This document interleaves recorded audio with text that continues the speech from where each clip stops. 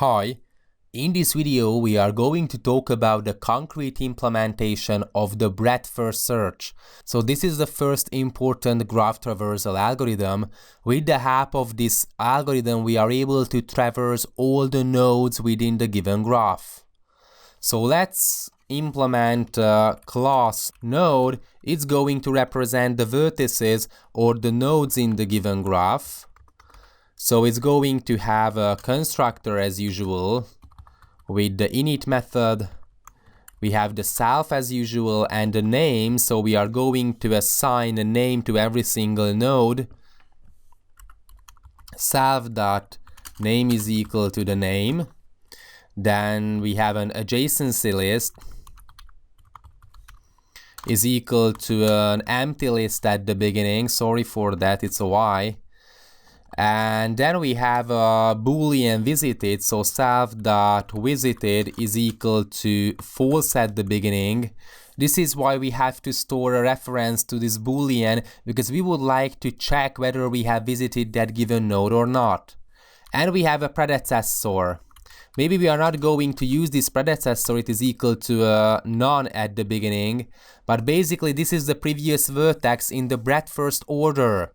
And we are going to talk about shortest path algorithm, and we can come to the conclusion that with the help of breadth-first search we are able to find the shortest path. So basically Dijkstra's algorithm does a breadth-first search if all the edge weights are equal to 1. Whatever. In this section, we just consider graph traversal algorithms, breadth-first search and depth-first search. So what about the concrete algorithm? It is the class breadth-first search with the object.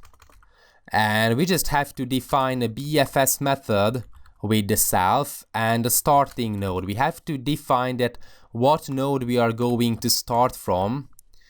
And then we have to get a queue. This is what we have been discussing in a theoretical section, that if we want to use breadth-first search, we have to use a queue as the underlying abstract data type. Okay, so first of all, we have to append the start vertex or the start node to this queue. So queue.append the start node. Okay. And of course we have to set this start node to be visited. So visited is equal to true. Okay, and basically the algorithm is quite easy. While the queue, what does it mean? That while the queue is not empty, we just have to get, so pop the actual node out of the queue. So queue.pop with 0 index, because queue has a so-called first in, first out structure. This is the FIFO structure. That's why we have to pop the first item we have inserted. Okay, then we have to print it out. So %s and actual node.data. Then we have to visit all the neighbors of this actual vertex. So for n in the actual node adjacency list, we just have to consider whether we have visited that given node. So if not n.visited, sorry for that, visited, we just have to set it to be visited. So visited is equal to true, and we just have to put it to the queue. So queue.append n. Okay, so basically this is how we append that given node to the end of the queue, and we keep popping the item from the beginning of the queue. Okay, this is why the queue has a so-called FIFO structure, first in, first out. The first item we have insert is going to be the first we take out here. And basically this is how we implement the so-called breadth-first search. For a breadth-first search, as you may recall, it is a layer-by-layer algorithm. We visit the root node, for example, this is the starting vertex. Then we visit all the neighbors of that A, so B, F, G. Then we visit the second layer, so all the neighbors of B, F and G. It is the CD, F doesn't have any children, and the G has the H as a left child. So we visit them. Then we go to the next layer. Depth first search, on the other hand, we will see is going to go as deep as possible on a single branch. So for example, for depth first search, we are going to visit the C or the E before we visit G and H. It's quite counterintuitive because G is nearer to the root node than the E or the C, but this is how depth first search works. On the other hand, breadth first search is going to go on a layer by layer basis. So we visit the neighbors of A, so B, F, and G. Then we visit all the neighbors for B, F, and G, which is going to be C, D, and H. Then we visit the E at last. Okay, so this is how breadth first search works. And I think it is a quite compact implementation. We have to use a queue as an underlying abstract data type. We use a list because in Python we can implement the queue with the help of a list. Then we have to append the starting node because we start there, and this is why we set it to be visited. While the queue is not empty, we get the first item we have inserted. This is the FIFO structure. We print it out, and then we visit all the neighbors of that given actual node with the help of the adjacencies list.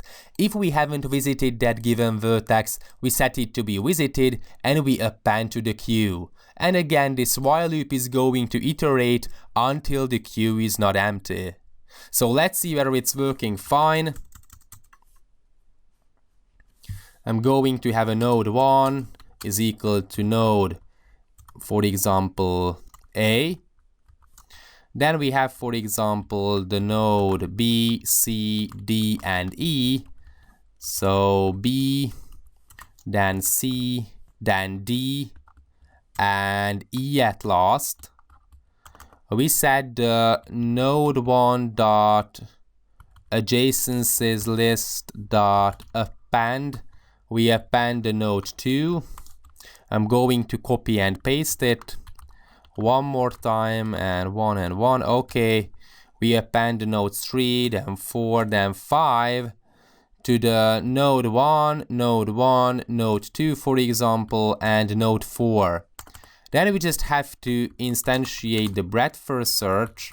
So breadth first search, and we just have to call the BFS method, and we have to specify the starting vertex or starting node, which is going to be the A. So the A has the adjacencies list with node 2 and node 3, so we are going to visit A, and after that the neighbors of A, which are the B and the C, then the neighbors of B and the C, which is going to be node 4. Okay, sorry for that, I have to rename them 2, 3, 4, and 5. And then the node 4 is going to have the node 5, which is the E. So if I hit python bfs.py, okay, we have some problem. Object has no attribute data. Sorry for that, I'm not going to print out the data, but the name, whatever. Let's see whether it's working fine. A, B, C, D, E. Okay, it's going to end up with the breadth first order. This is what we have been expecting, and this is how breadth first search works on a layer by layer basis. So it's quite compact to implement it, we just have to use a queue. It is quite a common interview question that for breadth first search we use a queue. For depth first search we could use a stack as an underlying abstract data type, but usually we implement it with recursion. You may come to the conclusion that okay, it is the same, and you are right, because recursion in the deep level under the hood is going to use the stack of the operating system. So we don't have to use a stack, we just have to call that method recursively, and the operating system is going to use the stack memory in order to calculate the depth first search. So no matter what, a stack is going to be used, but sometimes we can use a stack like a queue, sometimes we implement depth first search in a recursive manner, but what's quite important that in the background, a stack is used no matter what. So that's all about breadth first search. Thanks for watching.